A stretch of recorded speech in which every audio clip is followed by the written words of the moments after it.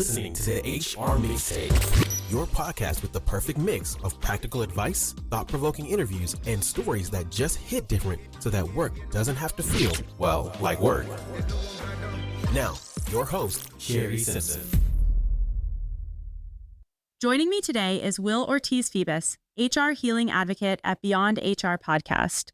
Will shines a light on the emotional labor of HR and how practitioners can protect their well-being while doing the work. William, thank you for jumping on the podcast with me today.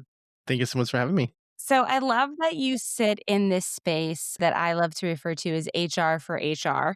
As an HR pro and a podcast host, really what made you want to talk about HR and their mental health specifically? Not a lot of people are talking about that. For sure, definitely. I think even the way that you phrase the question for me, it's like, it's not even about their mental health, it's about my mental health. Being a professional in the space, I think, kind of like yourself, I've been in HR for a little over 20 years as well. Came into the profession by accident, like I feel like a lot of HR people do.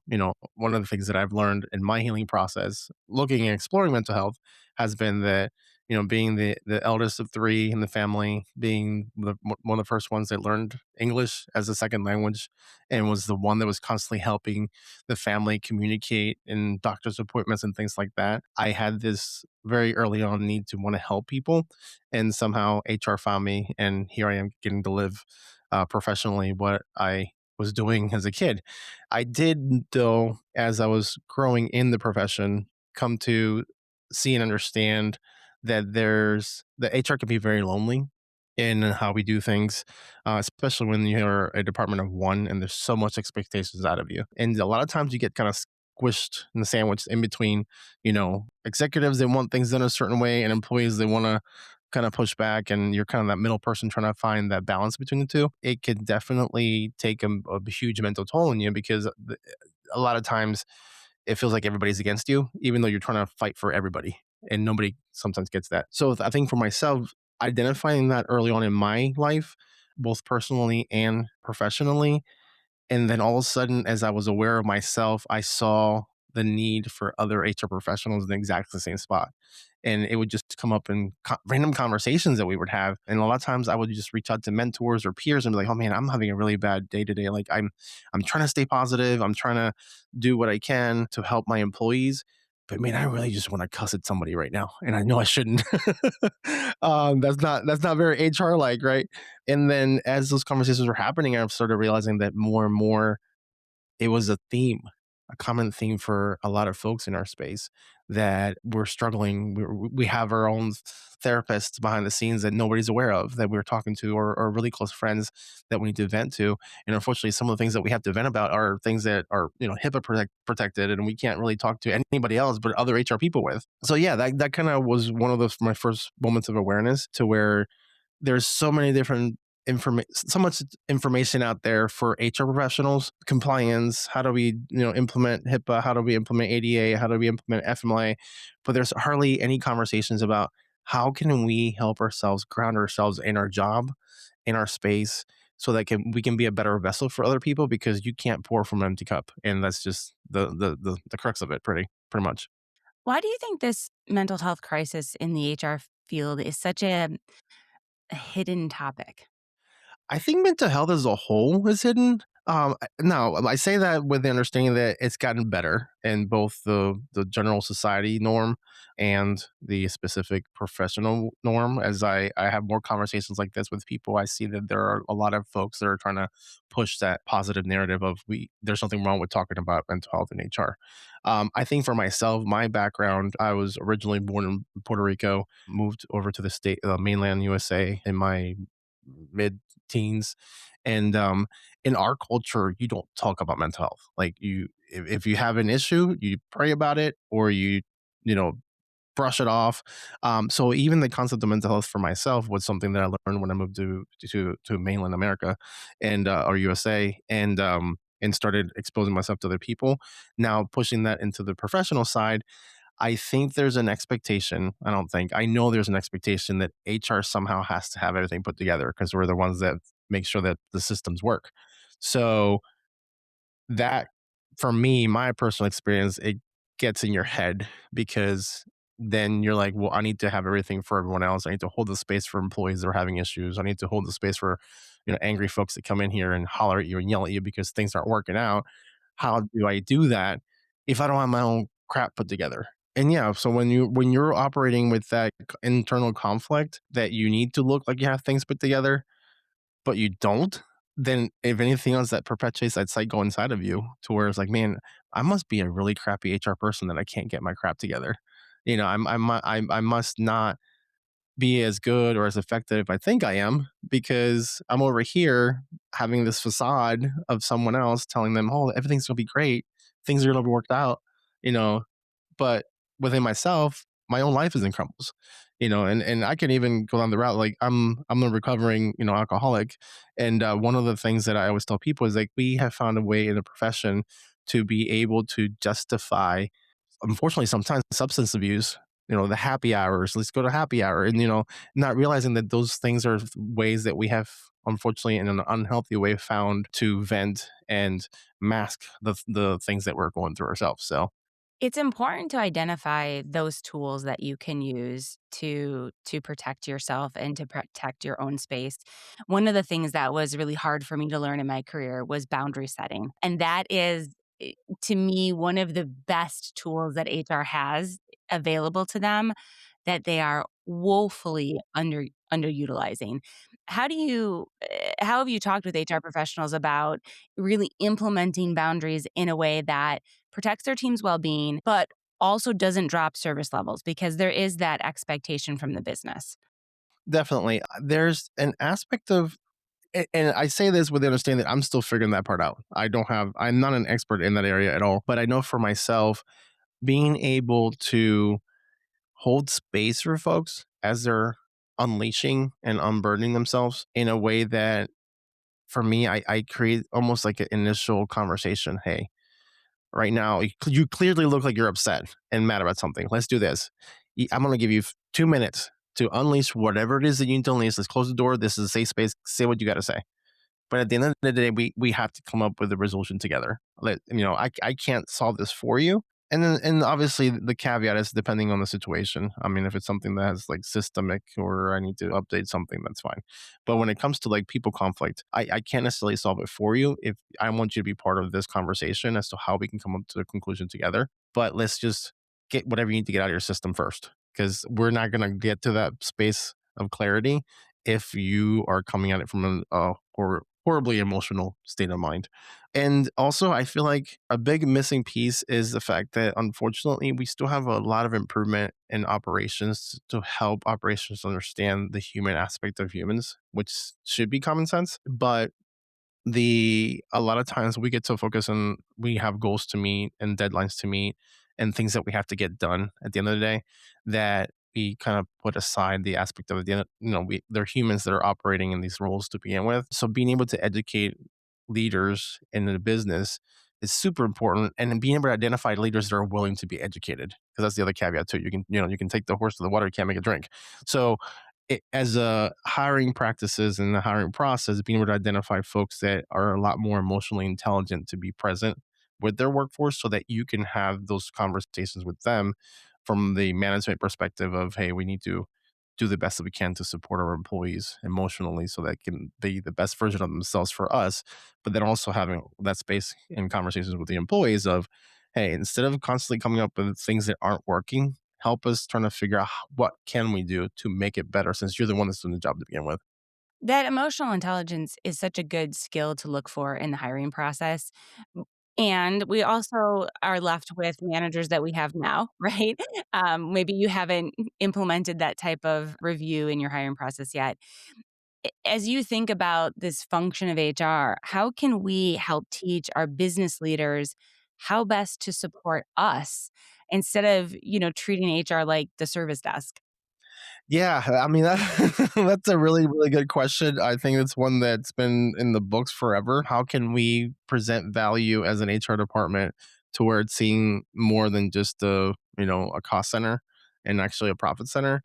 That challenge lies with being able to allow management to see the almost like quantifying the effect of having good emotionally intelligent practices. One of the examples that I come up with is with attendance policies. Being able to portray to the operations, hey, our attendance policy might not be as flexible as we should have it. Understanding that things do happen. Yes, we have point systems and things like that, but being able to say, hey, is there a way that we can redirect the essence of this policy to where it doesn't seem so disciplinary and more supportive to our employees? What would that look like? Would it be, allowing employees to switch shifts with each other? So instead of saying, if you can't come to work, you're going to get a point. Well, if you can find somebody to cover for you, which sounds like very common sense, but sometimes we get so caught up in our processes. If somebody can switch the shift for you, then it's okay. We'll figure it out. Or being able to come up with other out of the box ideas, that again, things that are in progress, to be able to allow that kind of flexibility and having a human process to, or rather a human base to the processes. That way we were able to navigate that a little better. So, but like I said, I think over time everything does show itself the way it's meant to. It's just a matter of being patient in the process and just kind of throwing little bits and seeds and pieces here and there so that folks can kind of look at it from their perspective. It's so true that sometimes we get stuck in the process or the guideline we created or the whatever, like it has to be done this way, that we forget to take that step back and go, okay, are we just doing process to do process? What actually makes sense and what's actually going to create good employee experience with the end result of having business impact? Because I think we might have overflexed a little bit in talking about employee experience, kind of agnostic of business impact. And that's really the bottom line. Your organization exists to make money, obviously, if you're in that space, not necessarily nonprofit. But I think about the gamut of HR professionals and the differences that they have in different industries. And I'm curious about specifically that manufacturing frontline environment where HR is truly in the trenches. What unique stressors do you see showing up there that might not be the same for an HR professional that's in that knowledge worker space? Wow. Oh man. I know in my experience that a lot of the stressors have been being that on call mentality. Like you're on call 24/7. If something goes down at 3 in the morning, you might get that phone call, that message, an email. That's definitely been at a space where being able to kind of going back to the prior question, create somewhat of a boundary around that for as an HR professional and say, hey, I'm available. However, please make sure that's something that has to need immediate attention. And also having that layer of being able to train. I think that's something that we can all do better is train our management, floor level folks to be able to address the first aid kind of scenarios that may not need an immediate HR support in that moment. I think sometimes I know from in my personal experiences, empathy sometimes can be a little bit of a stressor. There are times that I have to be able to step back a minute and say, you might be a little too emotionally involved in the situation. To your point, there at the end of the day, we do have a business to run. Not to take away from the fact that you don't want to think about the human involved, but there are times that we might get a little too involved to where their problem becomes our problem, their emotions become our emotions. Next thing you know, you're kind of stuck in that rut of how can I better equip this employee to process what's happening versus me doing it for them, understanding again that there's a business that we have to run. So that happy balance between the two is definitely key and important. And again, something that never ends. And as far as being able to develop that part of us. Oh, for sure. HR really is the great empowerment in so many ways for Yeah. leadership and for employees. If you're listening to this and you're in that HR leadership space, you have a team of HR professionals underneath you. What are some of the warning signs that they should be looking at for their team? And these might be Captain Obvious because we coach our managers on this, but I do think there's something specific to that HR group that it does show up a little bit differently. So what are you seeing as you coach, those at the C level in the HR space, how to watch out for their own team? Disengagement is the first one. And there's subtle ways to of identify that. That employee that's always been the above and beyond, all of a sudden doesn't seem so above and beyond. They used to their job was, let's just say, to oversee compensation for some. This is a big department, so they have one person for each department, right? And all of a sudden, they were constantly helping out with learning and development and coming up with ideas for learning and development and whatnot.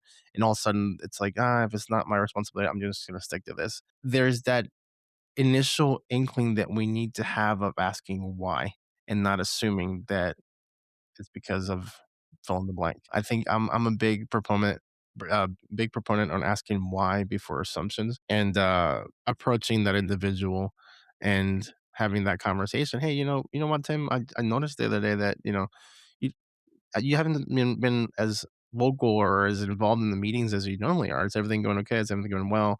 Is it something I can help with? What do you need from me? So I think this engagement is definitely number one. Mood changes, as weird as it sounds, as simple as it sounds, but I feel like just random mood changes and like things that maybe upset somebody or that you didn't upset people randomly do. I feel like also a recent one that I've kind of started looking at for my where I'm currently employed at and working, watching employee attendance randomly, just kind of those peaks and valleys where maybe they used to have perfect attendance for 3 or 4 years and all of a sudden they're missing a lot of work. And again, asking why. If there's a medical issue, then that's different. But a lot of times, being able to have those conversations, like I just need a mental health day. Like usually, if I hear that, I'm like, okay, there's something bigger behind the scenes. Let me maybe not dig deeper right now because it's not the moment, but let me circle back later on and say, hey, I know that early in the week we're talking about it, and you took a day off last week because you said you needed just a mental health break. What's going on? Is there anything that you need to get off your chest, or things that we can talk about? And just being present and having those kind of conversations, be willing to have the conversations, but the groundwork has to be set early so it doesn't seem like you're investigating people. And I think that's that relationship that you have to have with your employees and with your peers and your subordinates within the HR department for sure. And it's a good time for leaders to have those prioritization conversations. I think you touched on this earlier that, HR has this mentality that we kind of have to be all the things, do all the things, be buttoned up. And part of that comes from everything that gets put on our plate, we feel like we have to execute to excellence. And there might be some scenarios as you work with your leadership that says, hey, you know what? This thing, we can execute at 70%. I love the 100%, but like what we're being asked might be 70%. And that's something that we can get off our plate and move on. I think we miss those opportunities sometimes to have prioritization conversations, not just internally inside of our HR teams, but with our business leaders when they do come to us and they're like, this is the most urgent priority. Well, if you have some of that common business language, you can go back to the company goals and say, okay, well, this is what the company has decided to work on this quarter. Your particular thing, while great, actually doesn't align with what we're trying to do as a business. So, how can I help you to the capacity that I have? But the reality is that we're prioritizing these other things. A lot of times those conversations don't happen. So I love that you shared that listening and thinking because that curiosity can help you uncover some of that and create some prioritization. As we wrap up our conversation, kind of the last question I'd like to ask you is, for those that are in HR who are feeling this right now, who maybe are in HR department or one, or don't have somebody in their organization that they can collaborate, vent, brainstorm with, what are some ways that you think that they can tap into the larger HR community to really gain some of that camaraderie that they're looking for? For sure, for sure. And I'm about to do a shameless plug. So, with our podcast, one of the things that we're doing with the Beyond HR podcast is attempting to just that, create a bigger community where folks can tap into and talk to other people without feeling the strain of self judgment or feeling like they're breaking some kind of law kind of thing. But I think that putting that aside, there are definitely you have to be willing as an HR professional, which is the space I found myself in, to create that community yourself. I think LinkedIn for me, LinkedIn has been a huge space to do that.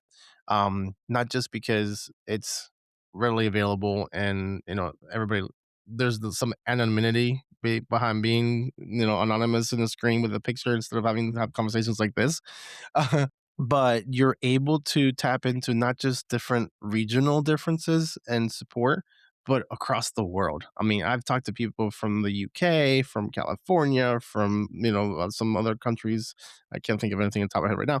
But being able to have those kind of conversations and make it your purposeful, intentional action to reach out.